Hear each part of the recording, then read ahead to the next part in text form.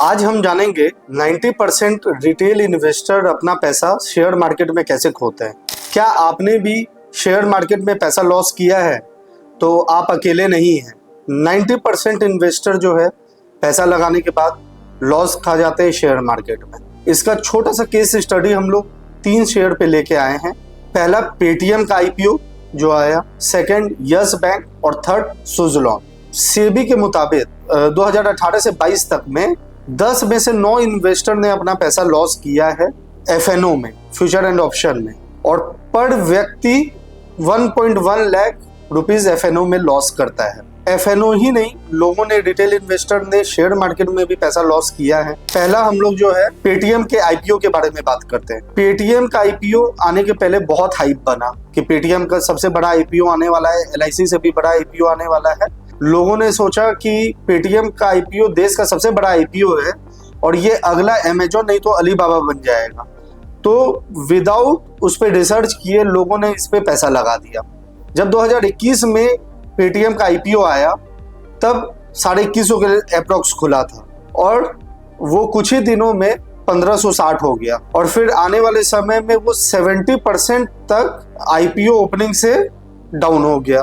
तो लोगों ने बिना रिसर्च किए, बिना उसका वैल्यूएशन जाने, बिना फुल कंपनी के बारे में जाने हुए सिर्फ इस पे पैसा लगाया जो टोटली मार्केट में हाइप बन रहा था कि सबसे बड़ा आईपीओ आने वाला है, जिसके कारण रिटेल इन्वेस्टर को अच्छा खासा लॉस हुआ। और सिर्फ फ्यूचर ऑप्शन नहीं, इसमें भी पेटीएम के आईपीओ में भी अच्छा खासा लॉस हुआ। Second, yes bank. कभी यस बैंक सबसे ज्यादा ग्रोथ करने वाला बैंक माना जाता था। कुछ साल पहले लग रहा था यस बैंक बहुत जल्दी अलग अलग सेक्टर्स में ग्रोथ कर रहा है। लोग को लग रहा था ये अगला एचडीएफसी जल्दी ही बन जाएगा। लोगों ने पूरा पैसा अपना यस बैंक में लगा दिया क्योंकि यस बैंक 2018 से 20 तक में poor management, bad loans, NPA बहुत ज्यादा हो गया था, उसका रिकवरी नहीं हो रहा था। इस कारण यस बैंक का शेयर जो 400 पे चल रहा था वो अचानक गिर के 10 रुपया, 12 रुपया ऐसे आ गया। और रिटेल इन्वेस्टर का बहुत पैसा इसमें भी गया क्योंकि उनको डाइवर्सिफिकेशन नहीं आता था, रिस्क मैनेजमेंट नहीं आता था प्रॉपर। उन्होंने अपना पूरा पैसा यस बैंक पे लगा दिया कि आज 400 का है, कल को 2000 रुपया पहुंच जाएगा, जिसके कारण अच्छे खासे रिटेल इन्वेस्टर का पैसा उसमें डूबा। थर्ड, हम लोग बात करते हैं सुज़लॉन एनर्जी का। एक समय 2008 के लगभग सुज़लॉन एनर्जी रिन्यूएबल एनर्जी का चैंपियन माना जा रहा था। लग रहा था रिन्यूएबल एनर्जी में बहुत क्रांति लाने जा रहा है सुज़लॉन एनर्जी। तो लोगों ने लॉन्ग टर्म इन्वेस्टमेंट सोच के उसमें पैसा डाला, मगर क्या हुआ, ज़्यादा से ज़्यादा लोन, समय पे रिपेमेंट नहीं करना, खराब डिसीजन मैनेजमेंट का लेना, ये सब रीजन के कारण सुज़लॉन एनर्जी, और हाँ उस समय मार्केट भी कुछ क्रैश हुआ था, तो ये सब लेके जहां वो 400 साढ़े 400 रुपये चल रहा था सुज़लॉन एनर्जी, वो 10 रुपये 12 रुपये पे आ गया सुज़लॉन। लोग ने लॉन्ग टर्म के हिसाब से लिया था, मगर इसमें भी वही बात है कि लोग ने डाइवर्सिफाइड नहीं किया था क्योंकि रिन्यूएबल एनर्जी बहुत ग्रोइंग एक सेक्टर था, तो लोगों ने अपना बहुत सारा पैसा उसमें लगा दिया। मगर मार्केट क्रैश और पुअर मैनेजमेंट और एनपीए सब के कारण वो लोगों का पैसा, रिटेल इन्वेस्टर का पैसा अच्छा खासा डूबा उसमें और अच्छा खासा लॉस हुआ। ये 3 शेयर जो हमने बताया, इसका नट सेल में कंक्लूजन क्या है कि लोगों को क्यों लॉस होता है। पहला, अगर आप विदाउट इंफॉर्मेशन, अगर आप हाइप के पीछे भाग रहे हैं कि सब लोग ले रहे हैं हम भी ले लें, तो उसमें आपको नुकसान होगा। अगर आप रिस्क मैनेजमेंट नहीं जानते हैं, अपना पूरा पैसा जो है एक ही शेयर में डाल दिए, तो आपको लॉस हो सकता है। अगर वो शेयर एक बार डाउन गया या क्रैश किया तो आपका पूरा पैसा खत्म हो सकता है। थर्ड, प्रॉपर स्टडी नहीं होने के कारण लॉस होता है। लॉन्ग टर्म में जरूरी नहीं आपको सब शेयर पैसा बना के ही दे देगा।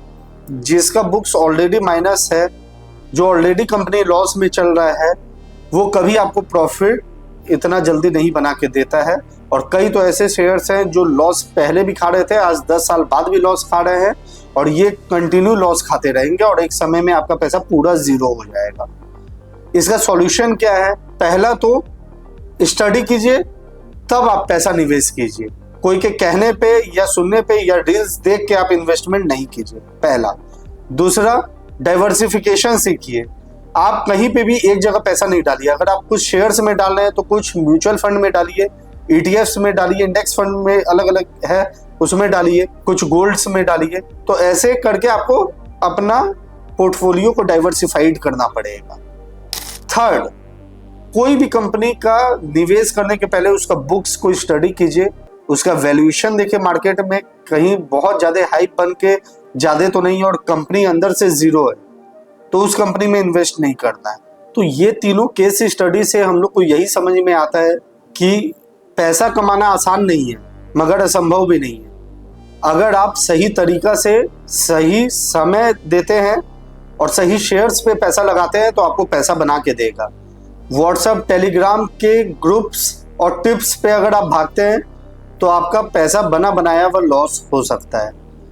आप हमें जरूर कमेंट करके बताएं आप भी शेयर मार्केट में कब सबसे ज़्यादा लॉस किए हैं, फ्यूचर ऑप्शन में किए हैं या कौन से शेयर में सबसे ज़्यादा आप लॉस किए हैं, हमें कमेंट करके जरूर बताएं।